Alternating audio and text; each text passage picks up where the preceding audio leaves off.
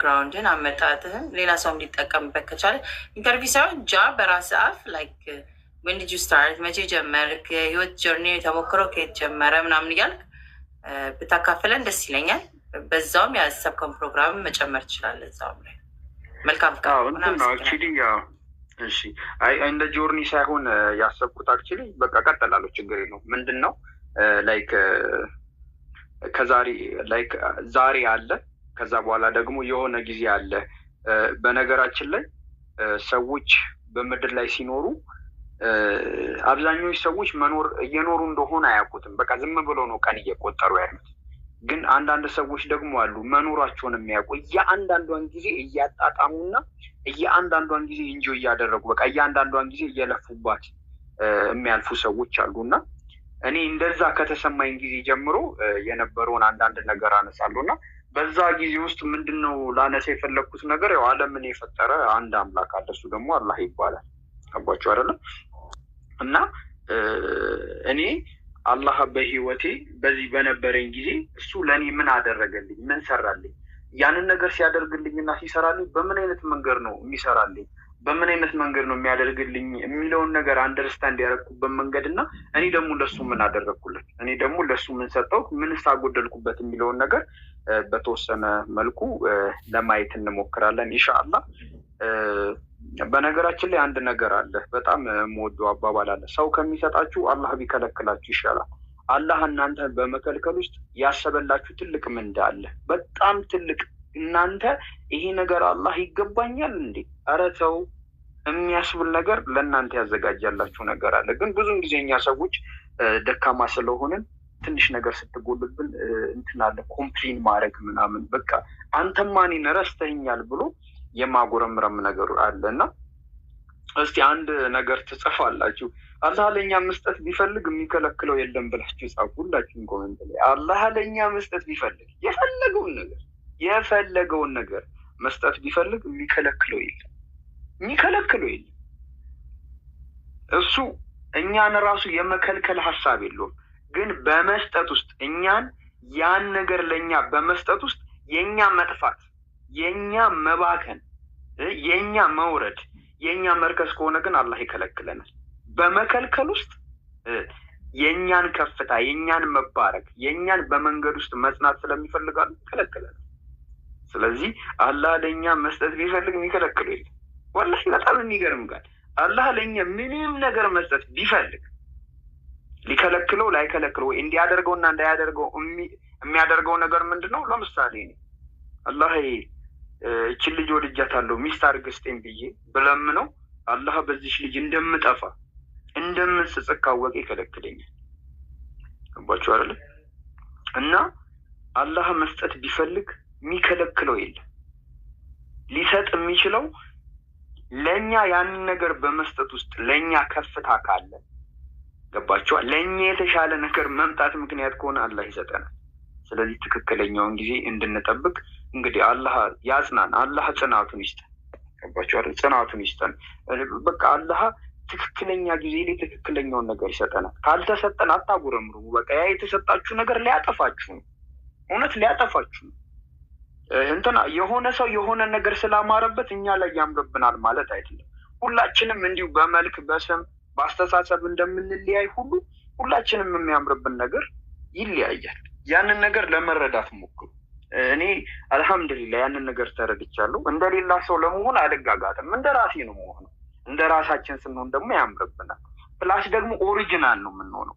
እንደ ራሳችሁ ስትሆኑ ፌክ አይደለም ኦሪጂናል ነው የምትሆኑት። እና ያው እነዚህ ነገሮችን በዚህ ጊዜ እያሰብኩ ነበረ እና አላህን በእኔ ህይወት ምንድን ነው የሰጠኝ እና ለየትኛው ነገር እኔ የተገባውኝ እና በምትኩስ ደግሞ እኔ ለሱ ምንድን ነው የሰጠሁት፣ ምንስ ልሰጠው ይገባል የሚለውን ነገር እያሰብኩ ነበር። እና ወዴት ነው የወሰደኝ? ያው ልጅ እያለን ሰንበት ትምህርት ቤት እንማር ነበረ።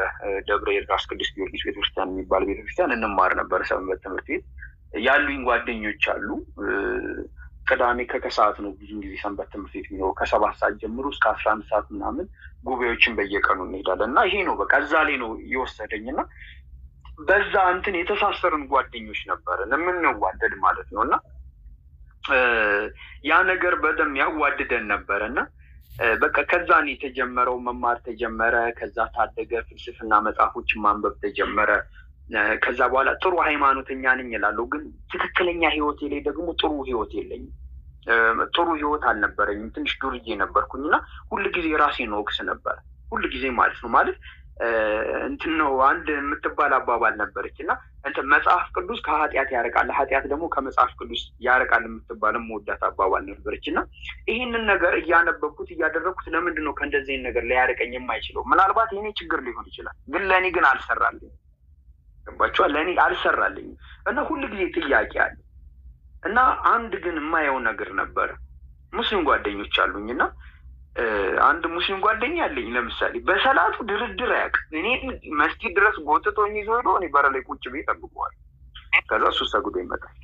በተአምር እንትን አይልም እና ይሄ ነገር አለ።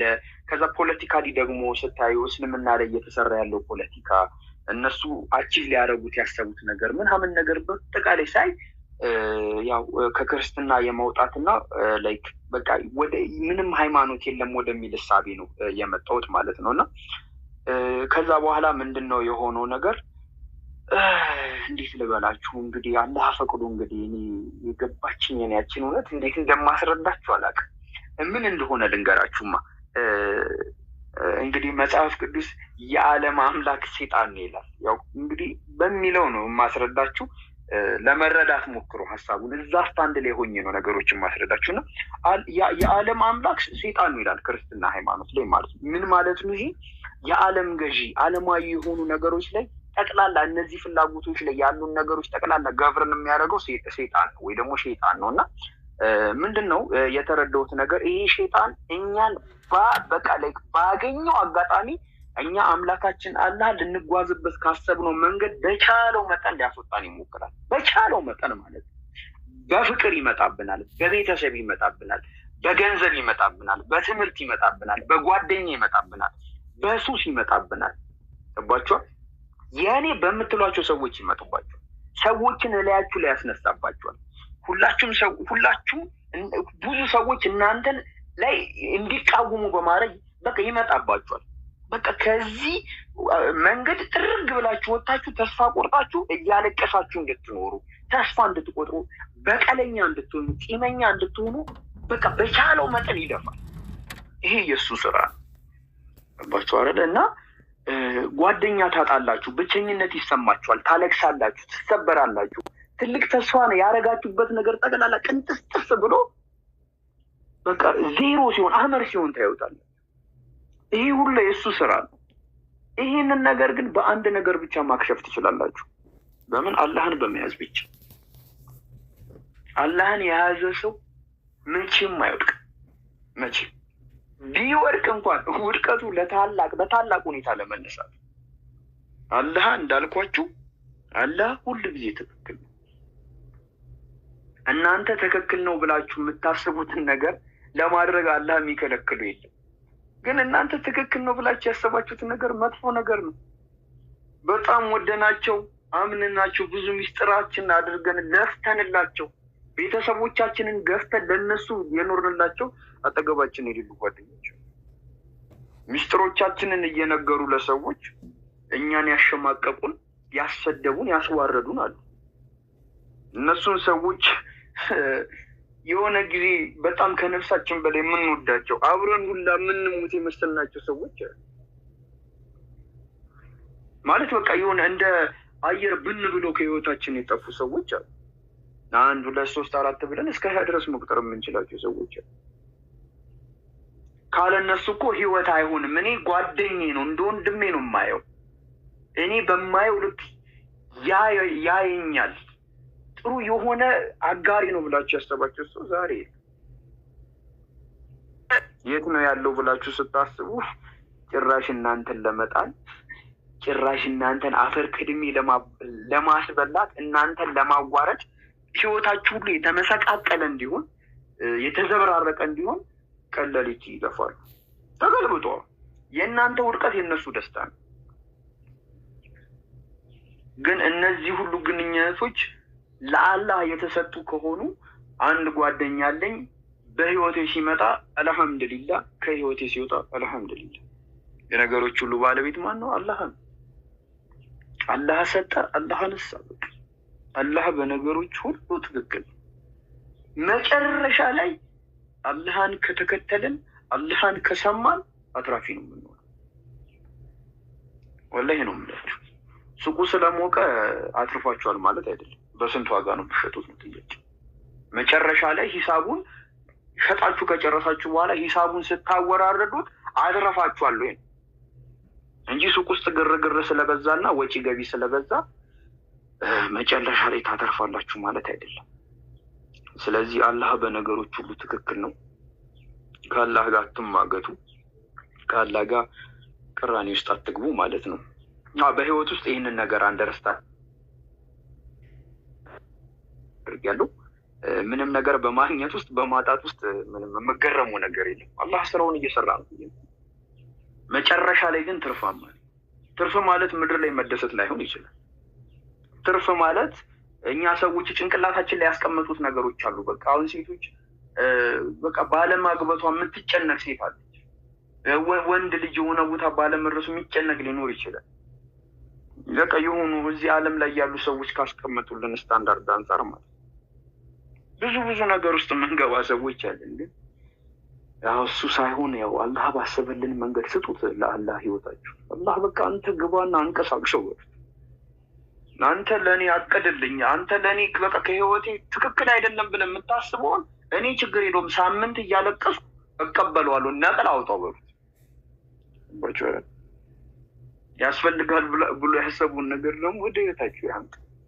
እችን ነገር ማመን አለብን። ይሄን መዋጥ አለብን። አላህ ትክክል ነው። አላህ ትክክል ነው። በህይወታችን ትክክል ነው። አቅርቡት እንደ ሀሳብ አይደለም። አቅርቡት።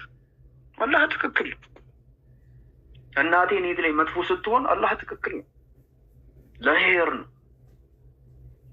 ስለዚህ እነዚህ ሁሉ እኛ በህይወታችን የሚደርሱብን የሚጎዱን የሚመስሉን የሚሰብሩን የሚመስሉን እነዚህ ነገሮች ጠቅላላ ለኸይር ነው። እኛን ተርፋማ ያለው ምናልባት አይታችሁ ከሆነ ወንዶች ታውቃላችሁ፣ ሴቶችም ታውቃላችሁ። አይ ቲንክ ጂም ትገቡና ልክ ስፖርት ስትሰሩ አንድ ቀን ስትሰሩ ያማችኋል። ስትራፕ የሆነ መራመዱን ላይ ያቀታችኋል።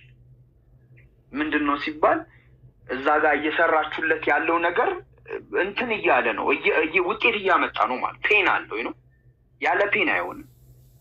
አንድ ሴት ልጅ አርግዛ ምጥ ሲመጣ እንደዚህ መጣ ቀዳችሁ አውጡልኝ ልጅ ወይ የሆነ አድቅቃችሁ አፍረጣችሁ አውጡልኝ የምትል ከሆነ ትክክል አይደለም። ምጧን በስነ ስርዓት ጨርሳ ያችን ህመም ጨርሳ ልጅ መውለድ አለ። እዛ ትልቅ ልጅ የሚባል ነገር ታገኛለች ማለት ነው። እና ስንታመም ለኸይር ነው፣ ያጠነክረናል። ሰዎች ሊጥሉን ሲሞክሩ አትውደቁላቸው፣ አታልቅሱ፣ አታብሱ፣ አታስታሙት። ያን ነገር ነው። ይሄ ለኸይር ነው። ምናልባት የሆነች ልጅ የሆነ መጥፎ ነገር ሰርታብን በህይወታችን ብትሄድ እንትን ነው ከዛ በላይ መጥፎ ነገር እንዳትሰራባን በቃ አላህ እንዲበቃት እያደረጋት ነው። እኛን ደግሞ በተወሰነ መልኩ ለማስተማር እየሞከረ ነው። እና እያና ብዛ ይህንን ነገር እኔ ተቀብዩ ሲሆን እኔ መዋጥ እፈልጋለሁ። አንደኛ ነገር አላህ ምንም ነገር ሊሰጠኝ ቢፈልግ የሚከለክለው የለም። ስለዚህ እሱ ለእኔ መልካም ነው ብሎ ያሰበውን ነገር ይሰጠኛል። መልካም ነው ብሎ መልካም አይደለም ብሎ ያሰበውን ነገር ከህይወቴ ነው ብሎ ያወጣል። ስለዚህ ሁለተኛው ነገር ደግሞ ምንድን ነው? አላህ በነገሮች ሁሉ ትክክል፣ ፐርፌክት፣ ትክክል 100% ማለት ይህንን እንዴት ልበላችሁማ ልብስ ሳትወጡ ሳትለብሱ ከቤት እንደማትወጡት ሁሎችን ሀሳብ ሁሉ ጊዜ አስበናት እንድንወጣ አላህ ያግዘን። እኔ ያው እንደዚህ ሆኜ አይደለም፣ እኔ ሀሳብ ነው እንትን ብለው ሀሳቡን ደግሞ መሬት ላይ አውርተን እንድንኖረው ደግሞ እንተጋገዛለን እርስ በርስ ማለት ነው። ስለዚህ ይሄ ነገር አለ። ስለዚህ ወደ ሀሳቡ ስመጣ እንደነገርኳችሁ ሸይጣን ከዚህ መንገድ ሊያስወጣን ይፈልጋል። በቃ በዚህ ያህል ደረጃ ይፈተናል። ስለዚህ መጀመሪያ የሚያደርገን ነገር አላህን ከህይወታችን ያርቀዋል። አላህ የሆነ ሰማይ ላይ ብቻ ያለ አምላክ ምድር ላይ የሌለ ዝም ብሎ እያየ አሀ ምናምን እንደዚህ አይነት ስሜት እንዲሰማል። ሁለተኛው ነገር ደግሞ አላህ እኮ ምንም አያደርግ፣ ቢያደርግልሽም ከሞት በኋላ ባለ ህይወት ምናልባት እሱንም ሊያደርግልሽ ይችላል የሚል ሀሳብ ውስጣችን ይልቅ አላህ እኮ ምንም ይኸው ህዝቡ እየተፈጀ አይደለ እንዴ? አንቺ ስንቴ ነው የተሰበርሽው? የአላህን ቃል ሰምተሽ መልካም ሁኚ ስላለሽ መልካም ሆነሽ ይሄን ሁላ ተበደለሽ አይደል እንዴ? ምንድነው ምሰል ከዚህ በላይ ምንድነው? ንቅ እንጂ አትጃጃይ አትጃጃል ይላል። ነው አላህ ስራውን እየሰራ በእንደዚህ አይነት ሀሳብ ውስጥ ይገለንና ይከተንና በቃ ከዚህ መንገድ ኮምፕሊትሊ እንድንወጣ ነው የሚያደርግ። ኮምፕሊትሊ ማለት ሶስተኛውና ደግሞ በጣም መጥፎ ነገሩ ልንገራችሁ። በጣም መጥፎ ሰው መቼም የማያስተውለው በጣም ከባዱ ነገር ማለት ነው። እንድትደነዘዙ ነው የሚያደርጋችሁ። በቃ እንዴት ልበላችሁማ፣ የሆነ እኮ የተቀመጠ ድንጋይ እኮ ተፈልጦ የሆነ የማዕዘን ድንጋይ ሆኖ እኮ ለሆነ ነገር የሚረባ ይሆናል። ለምንም ነገር የማይረባ ነገር እንደመሆን እኮ የሚያሳዝን ትንሽ ነገር የለም። እስኪ አስቡት እናንተ፣ ለምንም የማይረባ ነገር በቃ ይሄ የሆነ ቦታ ራሱ ተወጥፋችሁ ማትሞሉ አይነት ነገር እንዴ። ድመት እኮ መንገድ ላይ እየተሻገረች መኪና እኮ በያት እገጫታለሁ ብሎ እኮ መኪናውን ያቆማል። እሷ ራሱ የሆነ ነገር አለ። ግን ለምንም የማይጠቅም ነገር እንደመሆን የሚያሳዝን ነገር የለም። ለምንም የማይጠቅም ነገር ደግሞ እንዴት ነው የሚሆነው? ያለ ራዕይ መኖር።